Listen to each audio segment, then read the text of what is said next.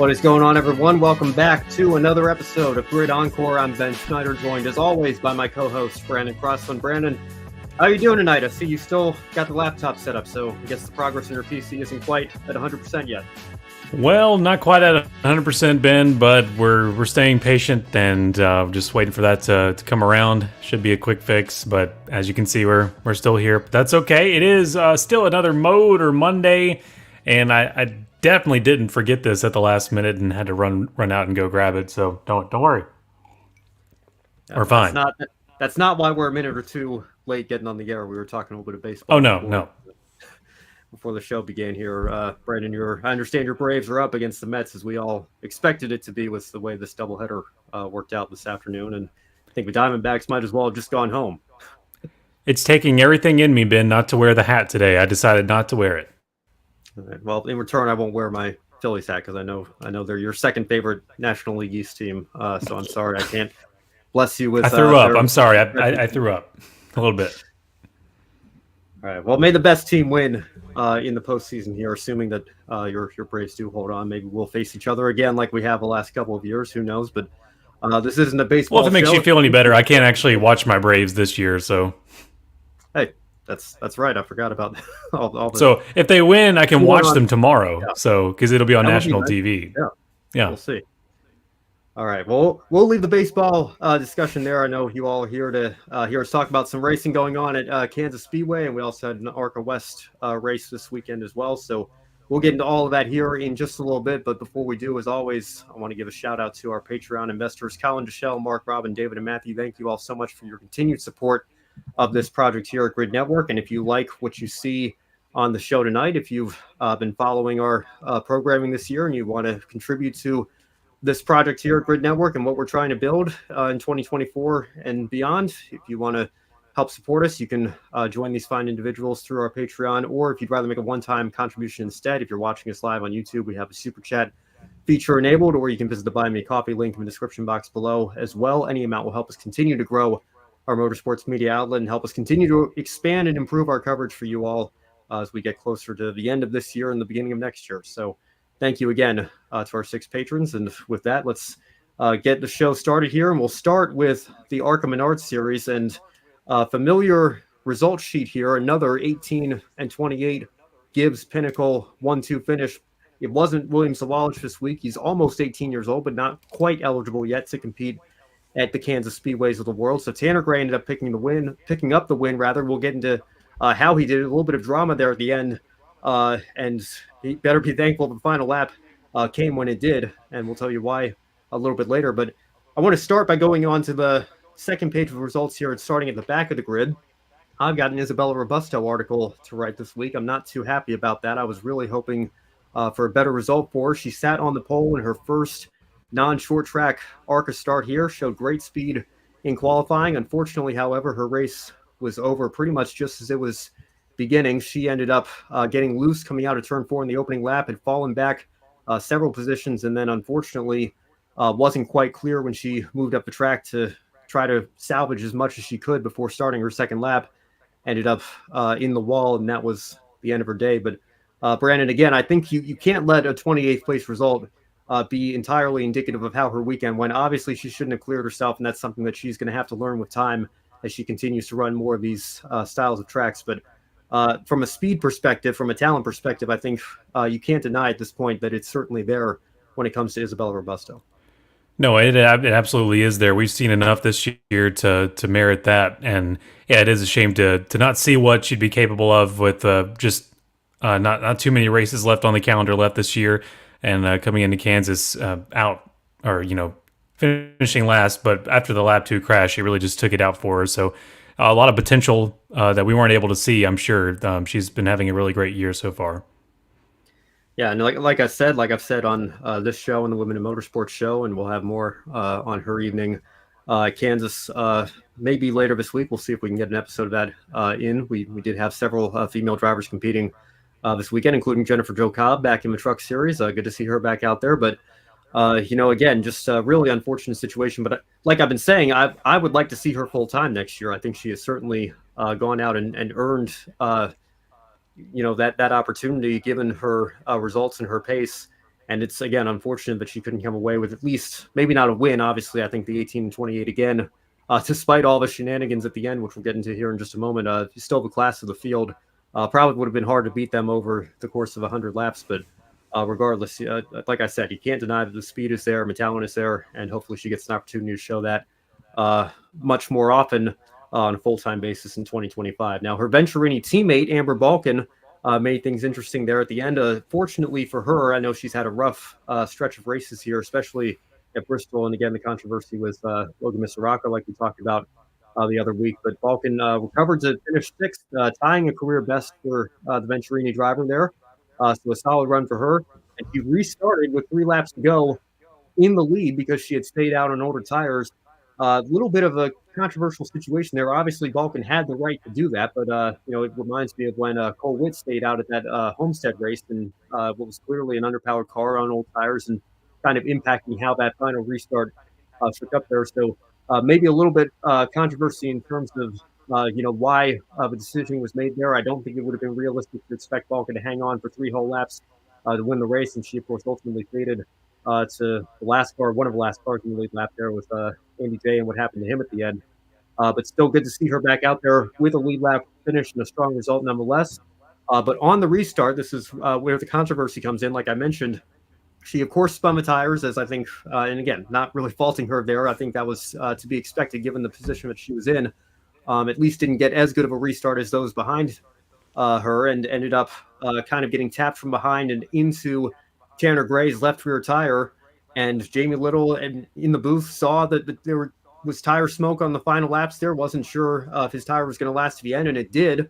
And we thought, well, it must have cleared itself, and it looks like the smoke's disappeared, so everything seemed to be fine. And then we saw the camera pan to him in turn 1 after a checkered flag, and his tire was completely gone, completely flat. So had the race gone on, not even one more lap, really just one more corner or one more half straightaway, we would have been talking about probably another Connor Zilic victory. But Brandon, in all the chaos of how that final restart ended up, first of all, I guess we can't probably say we're too surprised that it was another 18-28 1-2 finish, given how many of those we've had this year. But are you surprised for Tanner Gray in particular that his tire ended up lasting to the end until literally the last possible moment it was needed before it finally let go? I am. That was amazing for it to last that long. I mean, ARCA and tires lasting, that those two things don't really go together too much. So yeah, very surprised that he was able to hold on to it. I guess Kansas gives you sort of not as abrasive as it could possibly be. So I guess he had a little bit of advantage there, but also just I guess some good tire management helped him hold on. But really, it could just be a lap later and we'd be talking about a very different story. And also, not only was his tires starting to smoke, Connor Zilic, if he had another half a track to catch up to him, he was gaining on him there in the final lap. I really think he would have caught him had it been 1 lap to go instead of the final lap. Yeah, of course, another great weekend for Connor Zilic as well, and we'll get into his Xfinity run here later on in the show. But again, not too much you can really say beyond how they got there with the finish, because of course we've seen those two cars just be the class of the field all year, really no matter who's been driving them. And of course, Tanner Gray picking up another win here has to feel good, especially after what happened to him in the spring Kansas race here in the ARCA Menards Series. So congratulations to him. And I'm sure he's very thankful that the tire had enough air in it to make it as far as it did before it finally let go after he crossed the line and picked up a checkered flag. LeVar Scott finished third. And again, we'll go on to the second page with results here real quick. Not a great day for Andres Perez. He did get back out on track and salvage a 21st place finish, but he is still, I think, in a position where unless we get a massive car count when we go to Toledo here, I think all he'll have to do again is just take the green flag, and he will still be the champion. So he's thankful that he has his points buffer, I guess, to be able to afford a weekend like this. We'll talk about the playoff format here when we get into our Truck and Xfinity recaps, but I guess this is the downside to a full season championship in the eyes of some, that it's not going to be as exciting in terms of a championship battle that goes down in the last race. But at the same time, I think when you look at the results this year of the full timers, again, we've been tracking this, first time in I think almost half a century that we're probably going to have a winless champion, not only a winless champion, but every full-time driver not being able to pick up a win this year with how the ARCA season has played out. Even with that, Andres Perez, I think, has been the closest of the full-timers and maybe should have won a couple of races by now if things go on slightly differently. So I think when you look at his full season performance, nobody's really going to argue that he deserves this championship. But I guess LeVar Scott can still go out and try to qualify and pole, lead every lap, and win the race, and then hope that Perez can't take the green flag or something crazy happens. I don't know. Venturini's going to have to enter like 15 cars, I think, for us to be able to have Perez in a position where he could lose that many points. I think it's pretty much all set and decided, but not a great result for him at Kansas. Fortunately for him, though, he was able to afford a mulligan like that. And then in fourth place, you see Corey Day there back in the second Pinnacle car, V82. A little bit of controversy with him at the end there as well. He ended up getting loose, sliding right up into Andy Jankowiak, who looked like he was taking the fight to Tanner Gray there in the closing laps. Like he maybe had a shot to shock the world and potentially pick up a win. Unfortunately, he ended up getting the worst of that, ended up getting put in the wall, only salvaged a seventh-place finish out of it, and then went over to have a conversation with the young Hendrick development driver there at the end. Brandon, what did you make of this incident? Because for me, I thought that the move itself wasn't that bad. Obviously, I wish Corey Day hadn't gotten loose and taken Andy J out and put him in the wall, but it wasn't really the move that bothered me. It was the fact that he didn't really show any remorse in his post-race interview for what happened to somebody who's on a much smaller shoestring budget like Andy J is compared to somebody like Corey Day who has a Hendrick backing. What was your take on the incident? Yeah, it's difficult to assess when it's like that because I mean Corey Day coming in from a different world of racing, so some things to learn about the car, I guess. Even though you super talented driver in many respects, but coming to a different, bigger body style car on a big asphalt mile and a half, it's a lot different. And also Andy Jankowiak, on that small budget, it's a lot of moving pieces to decipher there. But I mean, yeah, you would want him to show some remorse, or at least some sort of apology there. That's what really bothers me is that he is not very sorry about it. But yeah, I mean the move itself, getting loose up on the track like that, I can't really say much about. We see things like that all the time. It's just how a driver is going to respond to it is what we look for. Yeah, and again, like you just mentioned, Corey Day, very young, only 18 years old still, just making his presence known here in the ARCA platform and the stock car platform. So again, it's something that I'm sure will come with time. But again, as Brayton Laster responded to that interview on X/Twitter, saying, "Well, this isn't going to go very far in making a good first impression among your peers here." So we'll see if that comes back to haunt him later this year or in any further starts that he has. Or maybe even next year. These race car drivers tend to have long memories here, so I guess it maybe gives Andy J a free pass to maybe race him a little bit more aggressively than he might have otherwise if he maybe had shown a little bit more remorse in their conversation or in his post-race interview after the fact. But unfortunate for him, I'm telling you, one of these days, though, Andy J is going to, if not win a race, at least come darn close to it, because he has multiple occasions, even at these mile and a half where you would expect his equipment to be lacking compared to Joe Gibbs's and Venturini's and Pinnacles of the world. He's out there fighting just as hard as anybody else is, and with a much smaller budget than most of those other teams have. So great to see him out there. And like he said, he's going to be back next year and hopefully can do more races in this series. And we'll see. Maybe he can even park it in victory lane one of these times. You never know. He's one of the next best, that's for sure.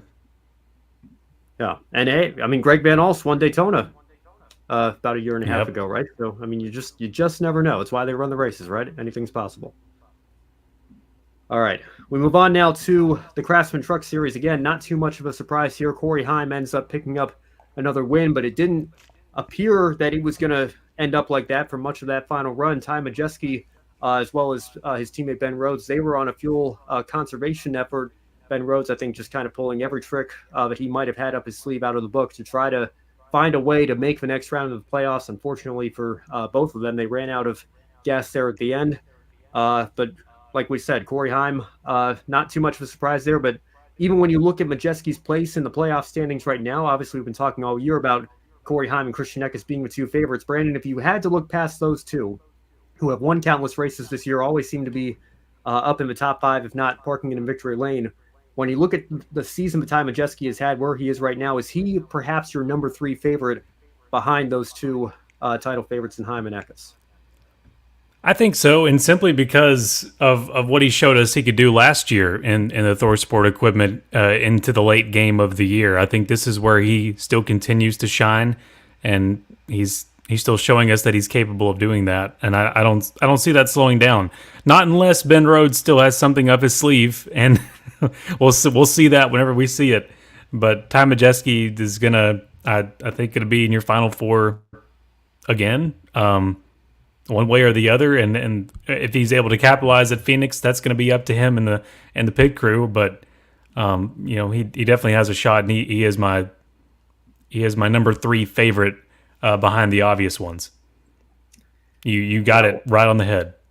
Sure, yeah, and well, Ben Rhodes' truck didn't even make the owners' playoffs. That truck is actually behind Layne Riggs in the owners' standings right now, and we'll get into Layne here in just a moment. But I think as of this year, Ben Rhodes isn't going to be able to pull the magic out at Phoenix again because he's been eliminated, as has Daniel Dye. So unfortunately for them, their postseason runs come to an end here. They're 9th and 10th in the standings, or 10th and 9th respectively, I should say, looking at the standings here. But you look past Hyman Eckes, Ty Majeski, and especially with how he entered the playoffs, winning those 2 races at IRP and Richmond back-to-back, a lot of momentum on his side. I think he is certainly a threat to at least be in the championship 4 again. Obviously, we all know how last year's race went, so there are no guarantees when you get there, but I think he is probably going to get there. I think if I had to make my picks right now, and again, we got Talladega coming up next week, so anything can happen there as well. That could certainly set a driver back. It could lock, a Grand Am Thinger or Taylor Gray or Ankrum, Caruth, or Sanchez into the Final Four, and only leave 3 spots left for the 3 guys that we think are the favorites there. So again, by no means are there guarantees here, but I would think at least 2 of them are going to make it in terms of Hyman Eckes and Majeski there. I think you can throw him in if you had to kind of form a big 3 this season. And again, unfortunate that his race here this weekend didn't pan out how he wanted to on his strategy, and he ended up falling to 15th. But nonetheless, I think showed that they are certainly contenders, not pretenders, with how they entered the playoffs and how they've raced since we started here. Now, looking down the rest of the running order here, some strong runs in the top 5 as well. Caden Honeycutt and Dawson Sutton. Sutton, of course, making his not Truck Series debut, but debut in that 25 truck. Very solid run for him. So congratulations to him on a top 5 run. But Brandon, we have to talk about Layne Riggs here once again, and this is really starting to take me by surprise here. Just how consistent he's been able to be here. When you look at not just these 3 races in the round of 10, but like I mentioned, IRP and Richmond to lead into the playoffs, a pair of 5th place finishes there, then back-to-back wins, and now a 2nd place run here this weekend at Kansas. So, Brandon, the thing that comes to mind for me is Tony Stewart in 2006 when he missed the chase as the defending champion. Obviously, a different situation here with Layne Riggs being a Truck Series rookie. But when Tony Stewart got to the final 10 races of the year, even though he was not competing for a championship, he won 3 races in the chase and looked to be, if he had been in the chase, like he would be a strong contender to defend his title. Is there any other scenario that you can think of that resembles what Layne Riggs is doing right now?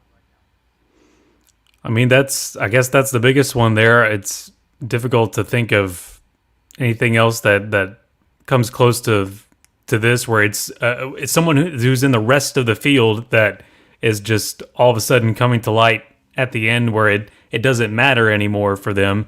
But I mean, just ask Layne Riggs and Front Row Motorsports if it still matters. I mean, they're on a tear right now, and Talladega, of course, is more of a crapshoot, so we don't can't say he's a lock for it. But I mean, going into Homestead, he's got a good shot. I mean, and Martinsville is probably his best shot, and then coming into Phoenix, he could very well take the championship fight, the spotlight away from the championship 4. He's really lighting up here at the end, and it just shows, like Tony Stewart in 06, it shows that there's no, winning still trumps whatever playoff format, whatever chase, whatever round of whatever you've got going on, whatever storyline you're trying to build.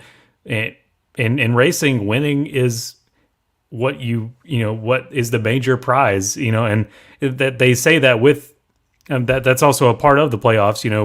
Win and you're in. That's a big selling point for it, but also just someone.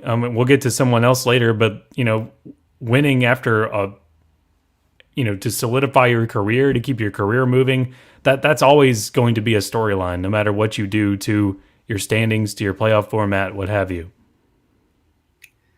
Yeah, I mean, I think it just shows again that there are storylines all throughout the field here, and again, we'll get into that in just a moment. But Brandon, you brought up Talladega. Should remind everybody who won that race last year was Brett Moffitt, coming back to Front Row Motorsports in that 34 truck. So that team certainly knows how to get the job done, as they have in the Cup Series as well. Who can forget David Reagan and David Gilliland's famous 1-2 finish all those years ago? Really, the first time the Front Row put themselves on the map. That was a great race. That's my last favorite truck race at Talladega was the Gilliland episode. Yeah, you mean Cup race? No, trucks. I was talking about. You were going back to Cup. I'm sorry. I was talking about trucks and David and Todd Gilliland at Talladega, kind of working together. That was with KBM, I think, at the time. I think. Yeah. But no, I'm sorry. I was talking about Reagan and Gilliland in the Cup race in the spring of 2013. That was going way back in Front Row's history, well before they were the contenders that they have kind of evolved into today. When they were last row, yeah. Yeah, when their name was ironic in that sense, but now it's not so ironic anymore with all these poles Michael McDowell's won this year. But yeah, all that to say, circling back, of course, I think Layne Riggs could absolutely be a threat to win Talladega, Brandon, like you mentioned. And, I think, like I said, I think Tony Stewart is the obvious comparison here. I can't think of anything off the top of my head that, resembles a consistent run like this that he's been on. I can think of one-offs like Dale Jr. winning at Martinsville in 2014 after he had been eliminated. But, in terms of somebody who's not a championship contender being so consistently great in this final stretch here, and, it does kind of make you wonder, well, if he were in the playoffs, I guess he would be a championship contender and he'd be up there fighting for it. But I feel like the fact that it comes back to that conversation so much is just another reason why this system is so exhausting to me. And Brock Beard, my editor-in-chief over at lastcar.info, to his credit, brought this up on his stream last night after the Cup race, because Ross Chastain spoiled the playoff party on the Cup side of things yesterday. And Marty Snyder's asking in that front stretch interview, like, well, Ross, don't you wish you were in the playoffs? And if you'd been in the playoffs, maybe you'd be on your way to the round of 8 now. And don't you wish you were in the playoffs last year when you won at Phoenix? And, don't you wish you'd won at Phoenix in 2022 when you were in the championship 4? I mean, it's just all these conversations come back. Maybe it wasn't that extreme. I'd have to go back and rewatch Marty's interview, but I know that the conversation certainly came up because Ross's answer in response to that was, I'm just trying to win a Cup race. It's the NASCAR Cup Series. I'm still out here along. It's hard to do this. Up to 39 other guys trying to all accomplish the same goal, and that's parking in victory lane in a NASCAR Cup Series race. And it doesn't matter that I'm not in the postseason or championship eligible or trying to lock my spot up in the round of 8 here. I'm just trying to win a race. And I guess for me, again, and Brandon, we talked about this a little bit before we came on the air, it's another reason why I just have such a hard time reconciling this system and how we crown a champion with the sport of auto racing here. People who defend this system will sometimes say, well, name another major sporting league that doesn't have some sort of a postseason or some sort of a playoff. And I guess my counter to that would be, okay, if you, I mean, first of all, I can do that with like the Premier League and stuff like that, but that's beside the point. But the question that I would follow up with is basically, can you show me another sporting league or organization that has some sort of a playoff system that has the non-playoff teams and non-playoff competitors out there at the same time trying to accomplish the same goal as everybody else in the playoffs? That's also unique. That's also a storyline worth following. Well, but it all comes back to the playoffs anyway, because then you ask Ross, well, don't you wish you were in the playoffs? I mean, that's just Yep. it kind it again. It just That's a silly question. I'm sorry. It's just a silly question. but why is it a silly question? I don't know. No. The silly question to ask Ross, like, Sure. Okay. about, yeah, You're not no, playing not devil's your advocate question. anymore. I Okay. mean, asking Ross that sort of question after he just got out of the car to park it in victory lane. Well, not yet, but he's going to. But yeah, that to me, Ben, that question by Marty Snyder, and he's wonderful at his job. That was the whole theme for me of Sunday was why is this still our focus again? Like, do you realize what he just did? Like, I mean that's just not that shouldn't be the main focus. Whenever you have a non-playoff driver spoil the party, like that's not spoiling the party. That's adding to the season's history. And he's coming back after his win last year at Nashville, and has not been able to be in victory lane since then. And now Trackhouse Racing has both of their drivers in victory lane for the year. Those are your storylines whenever you don't have a playoff driver win. It's not, darn, don't you wish you would have done this a few weeks ago? Like, yeah, that's a part of it, but like, I'm just it's almost like a political push. It's not in the world of politics, but like the wanting the playoffs to be Yeah. the story is almost like a campaign, election campaign of like, have to keep hammering it home, hammering it home. It's involved in every facet of the event now. Every facet of the broadcast. Like, does it really have to be that way? Yeah, and again, I know we don't usually cover Cup on this show, but there was a lot that happened, towards the end of the race and played out. Again, creating this similar storyline to like what we have right now with Layne Riggs going on in the Truck Series. Like, don't you wish you were in the playoffs? And Chase Briscoe is in the playoffs, and he made a move that our own Joe Samniego said on a wrap-up show last night that he saw no issue with because that this is the system that we have, and Briscoe is still fighting for his playoff life and had to be aggressive and try not to go a lap down, and he left barely a car width's worth of space for Kyle Busch. Busch ended up getting loose and hit the wall and ended up falling back in the results. But again, for all the talk that Kyle Busch has about trying to keep his streak alive, it's a much smaller streak, but Ross Chastain is trying to keep a streak of at least 1 year alive, right? Because he won a couple races in 22 and in 23, and he hadn't won yet this year.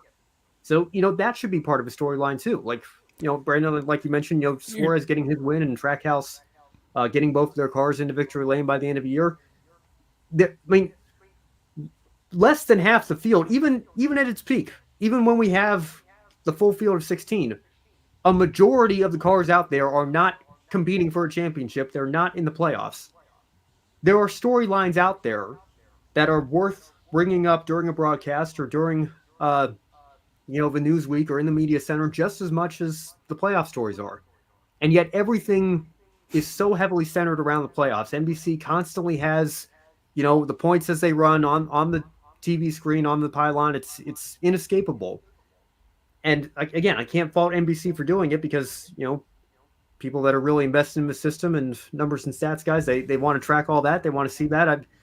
That's fine. But it's just, it's a constant reminder that everything this time of year centers around one thing, and that is the system. And it's why, again, the example I always think of is when Bubba Wallace was still driving the Petty car, and he was in the midst of a miserable season in 2019, and then just seemingly out of nowhere has all this speed at Indianapolis, a crown jewel race, the Brickyard 400, finishes third, but that was when Indianapolis was the final race before the playoffs began, so they got to pretty much all 16 drivers that had locked themselves in. And then on the NASCAR America post-race show, like 90 minutes later, oh yeah, by the way, Bubba Wallace finished third today. Let's go hear what he had to say about his fantastic result here.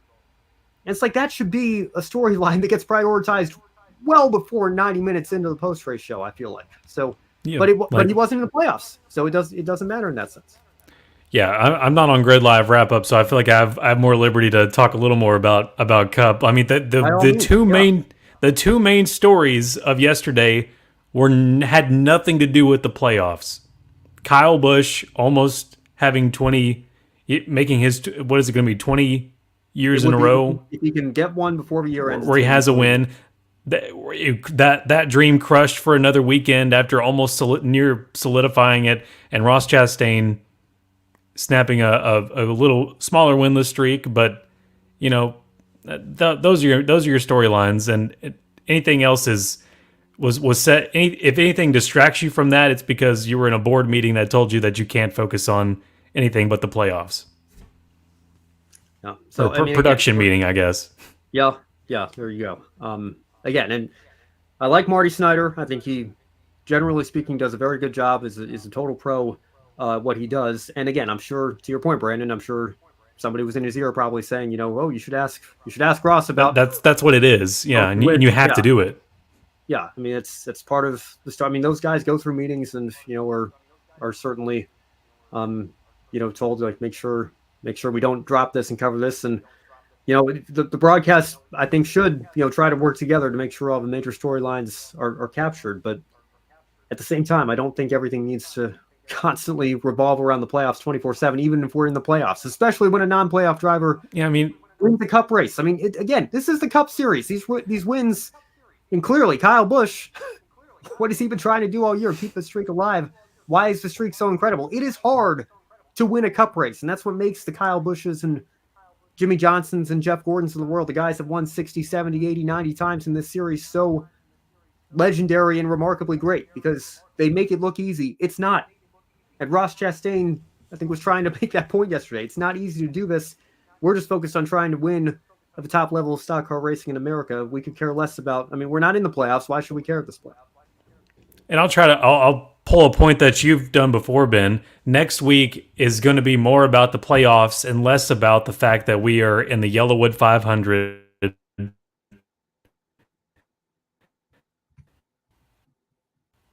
in the fall at Talladega. That's going to be I think I might drop it. Looks like it. Hello? Yeah, I'm still here. I think you're back here. Okay. Where did I drop out? You said Yellowwood 500, and then it was it kind of cut out after that. Yeah. So next Sunday's major stories are going to be about the playoffs and not about that. This is the Yellowwood 500 at Talladega in the fall. One of the typically one of the biggest races of the year. I mean, the spring obviously has the more prestige historically, but the fact that we're at Talladega is going to be less important, and what's more important will be the playoffs and how that cutoff picture is looking. And it distracts from each one of these events in the fall part of the year being what they naturally are, just a spectacle, an event. And it's more about the circus that's going along with it, the playoffs that's going along with it. I think I'm really spazzing out here. I think we got most of your what you had to say about time. So I think you're good, but okay. But yeah, again, to your point, we're coming up, like you said, we're coming up to Talladega. I just pulled the entry list up here. It's not Parker Retzlaff this week. It's Anthony Alfredo. Beard Motorsports is back. They were just as much in the mix as Harrison Burton was. What if Anthony Alfredo parks it in Victory Lane this week? What if a guy like JJ Yeley's going to be back out there for the New York Racing Team? I mean, how many starts is he? Hundreds of starts. Never won a race in NASCAR's top three divisions. What a story that would be. BJ McLeod is going to be back. I mean, I know you might think I'm crazy listing these names off. It was Harrison Burton and Parker Retzlaff, 1-2, going into turns 3 and 4 in the final lap at Daytona. I don't think it's outside the realm of possibility to think that one of those guys could win this race this weekend. And if they do, and even if it's not a guy that's not... Sorry, go ahead. Yeah, what would be a bigger blow to the playoff push than having 2 weeks in a row where a non-playoff nobody wins the race? If we can keep that going, you're gonna have to talk about it. Yeah, you're gonna have to make it more of a storyline than it already is. You are, and it doesn't even all those guys I just mentioned. They're not racing for Cup points, but I don't know. Daniel Hemrick's racing for Cup points. I mean, Corey LaJoie is going to be out there. Rick Ware, brand new partnership. Justin Haley, potentially. I mean, he's stolen one of these wins before. He's a good super speedway racer. Any of those guys could theoretically win this race, and I think have a good shot at winning this race if they play their cards right. If they can stay out of trouble, if they work the draft well enough. And again, I don't know. I would hope that given that they were not one of the first few out, Ross Chastain barely missing out on the playoffs. I don't know if that maybe incentivizes you to ask, well, don't you wish you were in? I don't know, but I just, for the sake of getting a short break from having to think about major playoff implications and who's in, who's out, who's above the cut line, who's going to be out if we get a surprise winner and everything. If we could get a good story out of this race, SVG is back. I mean, what a story that would be. I don't know. I really hope that one of those guys can break through, and maybe that'll. We'll see how the media reacts to that. We'll see what kind of storylines come out of that, because I think again it'll show that we have guys out here that aren't competing for a championship, and that doesn't need to be the first question we ask every single time one of them comes out here and takes a win, even though we're in the playoffs here and it doesn't mean anything for their season. It's a cup race. That should be, you just won a NASCAR Cup Series race, and talk about that and talk about the emotions that come with that. That should be the storyline, I think. Yep, and Kansas reminded me I'm still not over us not being at actual victory lane when we talk to our drivers when they get out of the car. It's just, call me a boomer, still irks me. That's it. Totally agree. And yeah, I wish, but again, I guess there's the argument that victory lane became stale and everything, but I don't know. I wish that, I don't think boomer is closer bad, to the fans. You get to bad. celebrate with the fans. I get it. I know the other argument. Yeah, I don't think. Yeah, I hate that it's. Why not both? Yeah, I hate that it's a boomer take to feel this way, but I don't think everything that we do in 2024 in NASCAR is better than how we used to do it. Whether it's how we crown our champions or how we absolutely finish not these races with overtime or where we interview the race winner. I don't know. I feel like sometimes we change too much for the sake of change. Where the numbers go on the cars, Brandon, I know you're very passionate about that one. Mark Martin's very passionate about that one, if you saw his tweet this week. So I don't know. I'm sure this is just how we do it now, and nothing's probably going to change. But I do wish that some of these other stories could be highlighted sometimes. That's just me. Passionate is a strong word. Tolerating is probably a little more accurate. I don't know. Right. If it makes again, my stance was if it makes sponsors happy, then whatever. If it's the deciding factor for a sponsor whether they want to sign on or not, then or cut a check, then have at it. Just don't change them too much. Yeah, it's probably in hindsight it's better than the quarter panel, but we'll not beat that dead horse too much either. Oh yeah, we'll leave it there. Miles away from the quarter panel. Yeah, we'll move on to a series that does still have the numbers in the right place, and let's talk about the Xfinity Series race here. And again, a pretty feel good story, not directly related to the playoffs. Of course, the number 20 Toyota is in the Owners' Championship playoffs, so there is that storyline to follow there. But how about Aric Almirola getting another win with Joe Gibbs Racing in that number 20 car? And Brandon, I know you were very quick in our grid chat saying he should be full-time next year. I don't know that Aric really would want that at this point in his career. I think that's part of why he stepped away from the Cup Series full-time. But in terms of driving ability, in terms of a merit-based, performance-based conversation, I think you can certainly start having that at this point with how he's taking advantage of these opportunities with that Gibbs car. Yeah, Aric Almirola didn't just drive around Cole Custer. I mean, he overpowered him. I mean, I love the way that these Xfinity cars drive at Kansas. I like the way the Cup cars drive at Kansas, but the Xfinity cars especially, the ability to work the top lane and just clinging on to it for dear life because you feel like that's going to be the only way that the guy behind you is not going to get an edge, but they'll turn, as Steve Letarte said, they'll turn to left a little bit more. Like, yes, that is how you pass. Turn, but I get it though. You have to say it that way. I mean, he did turn left a little bit more, but I get what he's saying. It put a little more bite into the turn to get around him. But man, he overtook the defending series champion Aric Almirola. He deserves a full-time ride. Yes, I know the reality is the reason he doesn't have a full-time ride is because he walked away from the full-time ride with Stewart Haas, and yeah, he's probably not going to be, as much as I would enjoy it, he's not going to be Justin Allgaier racing on Saturdays with his family on Sundays. That's probably not in his plans. But man, he's still got the talent to do it. And I think Matthew said in the chat that day that it just reminds you. I think it was Matthew. Just reminds you just how much talent is behind those drivers that are not in Cup anymore, like Eric Almirola and Cole Custer. Cole, of course, going back to it, but just showing you how much uh, strength, in the car they still have. Like the best of the best in the Cup Series, even in the mid tier or the low tier, when they go down to Xfinity or trucks, like they still are. I know we laugh at it, but they still are some of the best stock car drivers on the planet.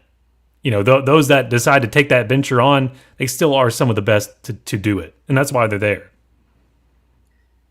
Yeah, well, and again, I think when you look at the back end of the Cup Series results, like, obviously it hasn't been the year that Daniel Hemrick would have wanted, but Daniel Hemrick won an Xfinity Series title and, has only still won that one race, but he's had plenty of runner-up finishes, plenty of strong runs in the past. We know he can certainly drive a race car, very, very well, and he's proven that in the Xfinity Series before, as has Justin Allgaier, who never really got a good break in the Cup Series, as has now Eric Almirola, who won a few races, certainly was not the top guy at Stewart-Haas late in his career. But again, I think it's just proof that, I don't know if it's just driving style or sometimes, guys adapt better to the Xfinity Series cars.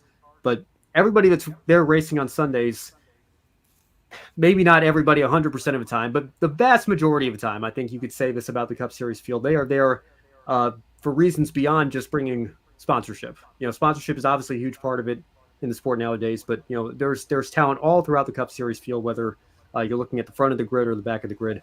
And I think you see what Eric Almirola and Cole Custer are doing. And again, we'll see how Cole does next year. I'm very anxious to see what he can do in that Haas factory car, because when he was driving for Stewart-Haas in Cup, aside from the win in Kentucky, for the most part, it was a bit of a struggle. And then he drops back down to Xfinity. He wins a championship. He might win a championship again this year. So I think that all throughout the Cup Series field, no matter where you look, you can't discredit these guys who are running in the 20s or sometimes even the 30s, because there's just all sorts of factors that have to go your way to be successful in Cup. And for some, it's easier to drop back down to Xfinity for whatever reason, whether you want to step away from the grind like Eric Almirola did, or whether you want to kind of reinvent yourself like Cole Custer has and Justin Allgaier has. It's worked out very well for them as well. Yeah, but I feel like Cole Custer is going to wish he had stayed in Xfinity next year. I feel like it's going to be a rough start for the Haas factory team coming back up again. But, of course, we're not there yet, so you can't say that. But I really think he has a solid home here in the Xfinity Series, whatever does happen, though.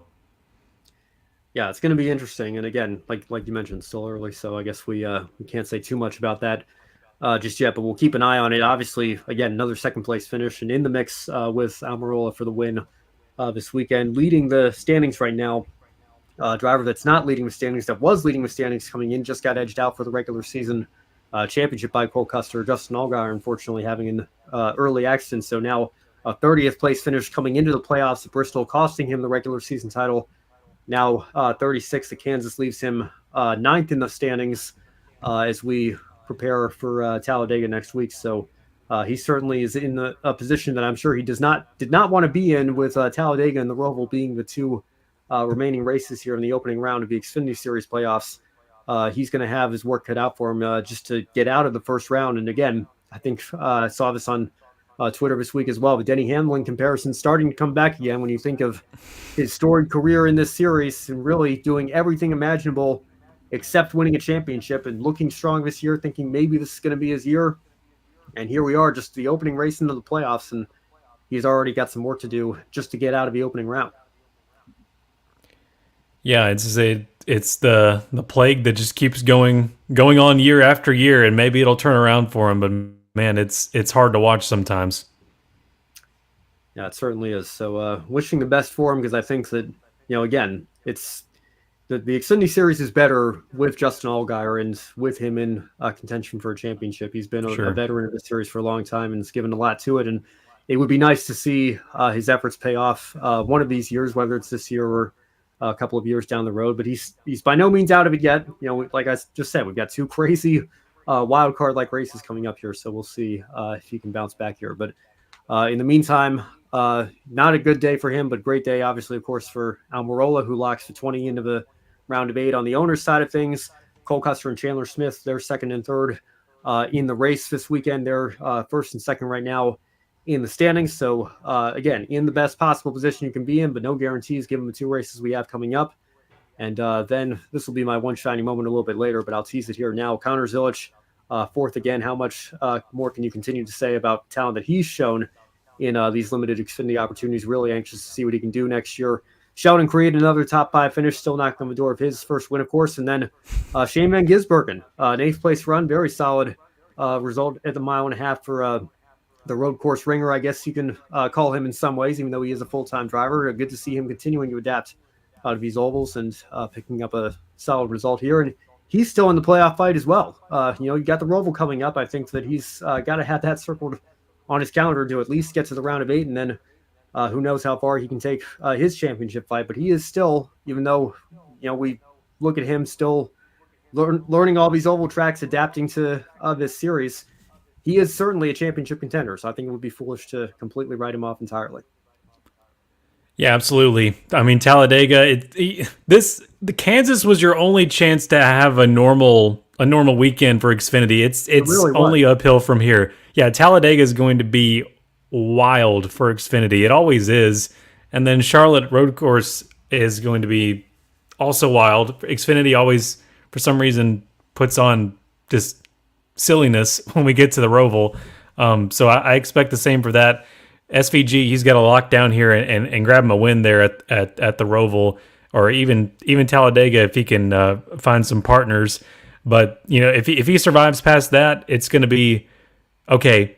Take what you've learned all year with the ovals and buckle down and get it right with Vegas, Homestead, or Martinsville, because you're going to have to do something there if you want to try to be a rookie champion, and then there you go, your ride sealed with Trackhouse next year. What a story that would be. Yeah, that would certainly be wild. So we'll keep an eye on that. Again, very solid result for him. I think better than a lot of people were anticipating with how he's been learning these ovals this year. I think coming back to some of them now for a second time is certainly starting to pay off for him. So we'll see what he can do throughout the rest of the playoff run here. All right, and finally tonight, the ARCA Menards Series, they had a race as well at Madera Speedway. Congratulations to Trevor Huddleston, picking up a win in dominating fashion, leading most of the laps. Sean Hingorani took second place and also took the championship lead away from Tyler Reif. Very interesting situation for Sean this year. He has driven for 4 different teams: Hattori, Sigma Performance Services, Jerry Pitts Racing, and Venturini. Back in the Jerry Pitts car the last few races here, but still finding rides wherever he can get them to keep his full season going, and taking the championship lead now after this race in Madera from Tyler Reif. You see him down there in 14th. Not a good day for him, having to park it early. But we'll see. That is the one ARCA Series that is not yet all but wrapped up. Of course, we had a championship battle that came down to the end of the ARCA Menards Series East in that combo race at Bristol. But the main series of the 2 that are still to be decided, the main series all but decided, like we talked about at the top of the show. West still very much up in the air, between Hingorani and Reif. And I guess even looking at the standings here with 3 races to go, Trevor Huddleston still an outside chance at the championship. He would certainly need some bad luck for Hingorani and Reif to close the gap up entirely. But championship by no means wrapped up over there, so we'll keep an eye on that as we get through the final 3 races of the season. And that's going to do it for the Encore show here tonight, aside from our usual final couple of segments here. So, Brandon, before we go, what is your one shining moment from the past weekend here in the world of motorsports? I'll keep it short and simple. For the truck race, there was a top 5 finish for Rackley War and the new Dawson Sutton coming in not long after Ty Dillon's exit, which we see where he's going next year with Colleague, and saying, I don't want to be 31 like my brother, like the 3 like my brother. I want to make it 10. So I'm happy the 10 is coming back to the Cup Series in 2025. I think of MB2. MB2, sure, yeah. MB2, yep. And then, of course, Stuart Haas's run with it. I love having that number back. The driver, we'll see how that goes. I've expressed my opinions in other places about that whole deal, but Dawson Sutton, that's a nice top 5 for him there at Kansas, and also Caden Honeycutt right in front of him in 4th. That I guess that could be 2 shiny moments for some Truck Series stars there. Yeah, great run for Dawson Sutton. And again, with Stuart Haas closing, of course, the 10 opens back up for colleagues, so they'll be using that number next year with Ty Dillon. And again, I'm with you, Brandon. I would love for Ty to prove us wrong. I don't know. I do think it's going to be a little bit of a struggle next year. And then you've got AJ coming back full time. That's going to be interesting. I feel like, I don't know. There have been some personnel decisions that team has made that kind of leave me scratching my head a little bit. I feel like it would be better for AJ if you just picked a series at this point. But we'll see. We've seen this team has certainly surprised us before with how quickly they became contenders. Now it's been a struggle for them the last couple of years in comparison. But we'll see if they can bounce back with their cup lineup next year.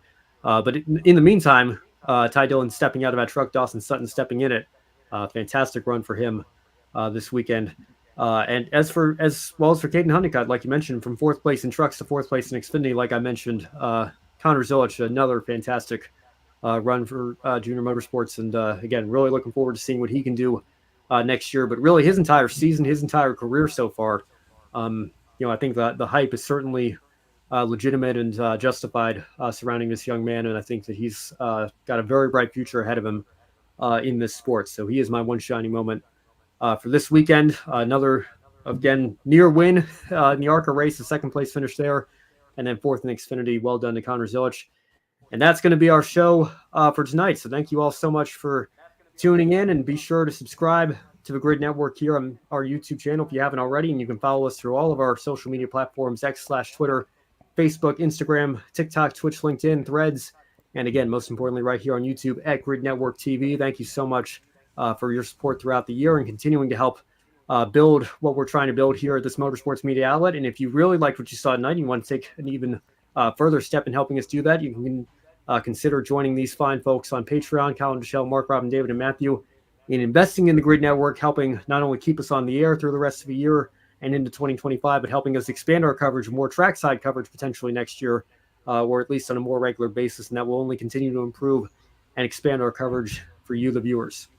And if you'd rather make a one-time donation instead, again, if you're watching on YouTube, we now have the Super Chats enabled as well, or you can visit the Buy Me a Coffee link in the description box below. Any amount will help us continue to grow our motorsports media outlet. Now, looking ahead at our upcoming schedule, Grid Tonight will be back this weekend with Kobe Lambeth, Josh Birch, and Matt White, so stay tuned for that. Lots to talk about there as always. We'll see about women in motorsports this week. Certainly no shortage of things to talk about in the ARCA race. We'll see if we can get together in the next week or two at least and give you all some updates on that.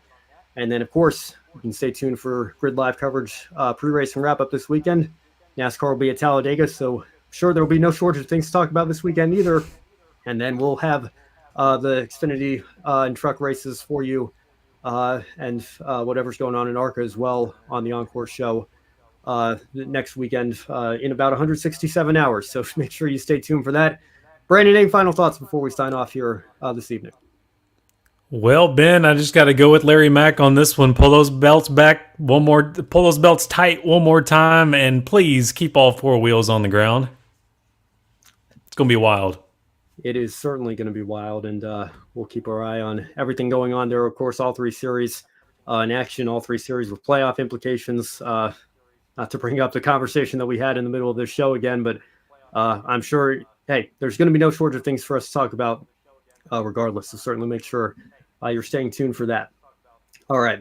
Hate to end the show on a bit of a sad note, but we got some news this morning, especially me as a Sixers fan. I know it impacts the entire NBA, really the entire sports community. We lost Dikembe Mutombo. He was fighting brain cancer and passed away far too young, only 58 years old. So I want to extend my condolences to his family, everybody in the NBA community. But I also wanted to bring up a commercial that aired several years ago, a partnership between Mobile One and NASCAR and the NBA. Dikembe Mutombo got the opportunity to star alongside Kevin Harvick in a Mobile One ad. And if you haven't seen the commercial or you've since forgotten, you probably remember the premise, the original premise, and then Dikembe Mutombo being added to it in a follow-up commercial. Take a look at this from Mobile One from several years back. Hey. Kevin Harvick. Changing your oil after 3,000 miles? Yes. If you'd used new Mobile One annual protection, You wouldn't have to. It protects your engine for 1 year with just one oil change. That's amazing. It is amazing. Why are you 3 inches tall? What? You don't like short people? Dikembe. Don't change your oil. New Mobile One Annual Protection. I feel all the gray hairs, Ben, because that was 7 years ago. I saw that like a few days ago in my college dorm, man. It's crazy.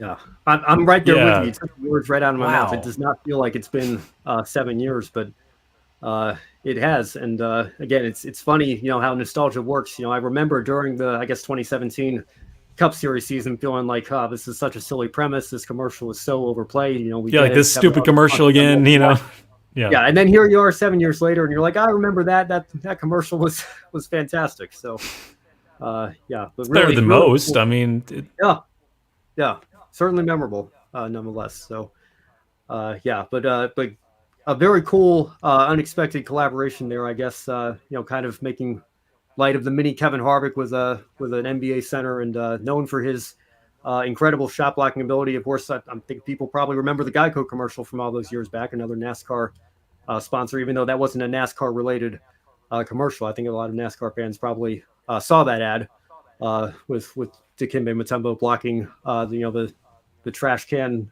paper basketball shots and was it the not today? not today, and the kid Not today. tossing Yeah. the cereal into the shopping cart and all that stuff. So yeah, certainly he was kind of in the back of my mind. I remember that he had gone had that surgery for a brain tumor a couple years ago. Didn't realize he was still fighting it, much less in the state that he was in, clearly losing his life today. So again, far too young, only 58 years old. So our condolences to his friends and family. But yeah, wanted to bring that commercial back up one more time because certainly a memory that I think has been shared a little bit socials today. And yeah, certainly want to extend our best to everybody in the NBA community. And just speaking personally as a Sixers fan as well, everybody remembers Allen Iverson, but I don't think the Sixers get as far as they do in 2001 without Dikembe's contributions to that team as well. So certainly going to miss him. And again, wishing all the best for everybody in the NBA today. Ben, also, and I hate to do this like live on the air, but like also not only from the NBA community, but also we've lost one from the MLB community, just like during this show. Pete Rose, the Hit King, has just broke out about 8 minutes ago. Now we've lost Pete Rose. That is news to me. Yeah, that's again. I watched Dan Lebitard's show this morning, and just saying, you kind of feel numb to the news being so unexpected. That's certainly another one. I don't know off the top of my head how old Pete Rose was. I assume certainly a fair bit older than Dikembe Mutombo, but yeah, certainly want to extend our best wishes to him and his family as well, and everybody in Major League Baseball. Again, I know we were kind of talking at the top of the show, Brandon, about how your Braves were doing. Trying to get into starting in with baseball. There you go. Yeah, there you go. So, again, hate to kind of end the show on a downer there, but unfortunate, sad news. And I know it's a racing show, but we are all sports fans here at the end of the day, and we see a lot of those crossovers from time to time. So, certainly want to give our best to everybody in those communities and wish them the best on a somber afternoon and evening here. All right, for Brandon Crossland, I'm Ben Schneider. Thank you all so much for watching, and we will see you next week to recap what we're expecting to be a wild weekend at Talladega. So make sure you stay tuned for that. Have a good rest of your week, folks. We'll see you then.